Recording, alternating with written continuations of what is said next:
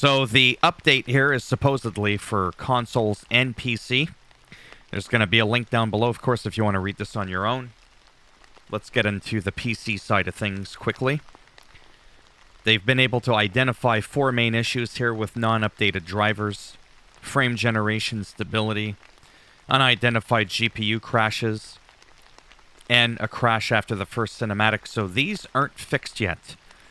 But the issue with the engine code related to the calculation of the pipeline state objects, the PSOs, had been identified in the Sentry, and this issue resulted in crashes when shaders were being compiled after the first cinematic of the game.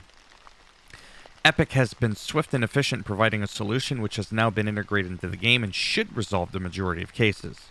However, if the issues still persist, they've provided a workaround to allow you to access the game. Please note that this workaround may result in some micro freezes the first time you enter a new area of the game. To deactivate this PSO calculation, please follow these steps, and then you can just kind of see right there if you click on it what it is that you need to do.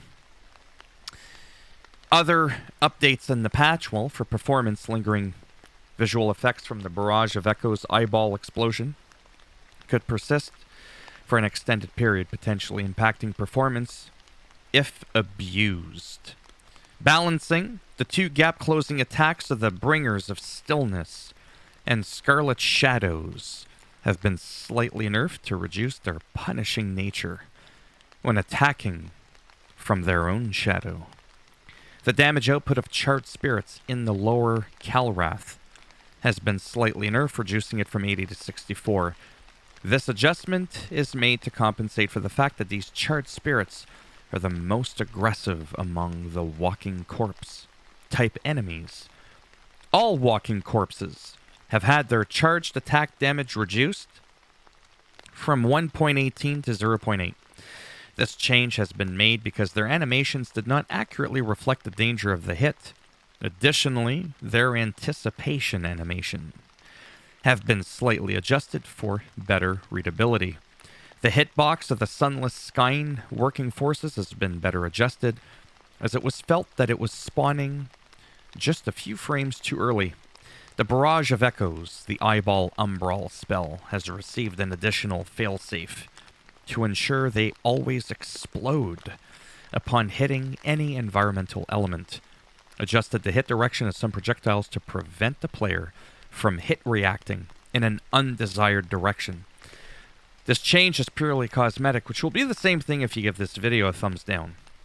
You get the backhand to the side of the noggin, and it's going to be bobbling around in an undesired direction.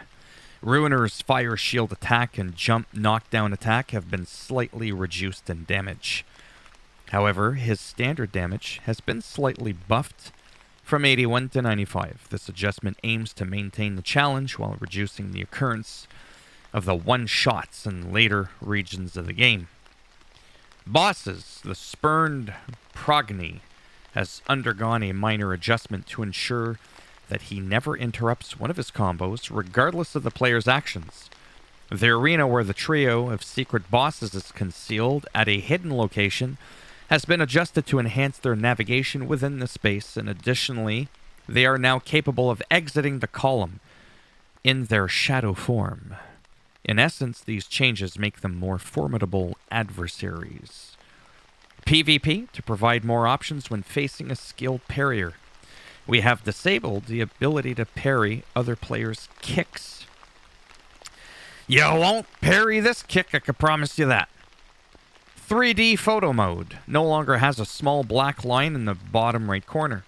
Visuals. After an optimization, the Pieta chest armor has regained the correct IDs for the tinks, allowing tinks to be properly applied to it. Fixed a nanite mesh on the 3D gallery background that was incorrectly set up, eliminating white dot artifacts. Audio. Umbral stigmas now have a more pleasant sound for their activation and deactivation. Steam Deck now features a virtual keyboard. PS5, there's no platform-specific changes. Ooh, the Xbox got an update. They fixed the issue with the loading of low loads for the Xbone Series X. And that's it. That is all she wrote. What's the one comment? So no improvements for the PS5 abysmal performance, says Nicholas. There you have it. As always, if you liked the video, go ahead, give it a thumbs up. It does greatly help support the channel with the algorithm, so they say, and making me a little bit more relevant in the search results when people are looking shit up on the internet. You didn't like the video? Well, go ahead. Normally, I'd bend it in half, twist it, and break it off inside of your ass. This time, you can get that big whopper of a barbarian sword broken off where the sun don't shine. And if you want to subscribe to the channel, I mean, naturally, that would be fantastic now, wouldn't it? But if not, I don't blame you. Thanks for stopping by anyways. Take care, and perhaps I shall see some of you in the next one. Bye for now.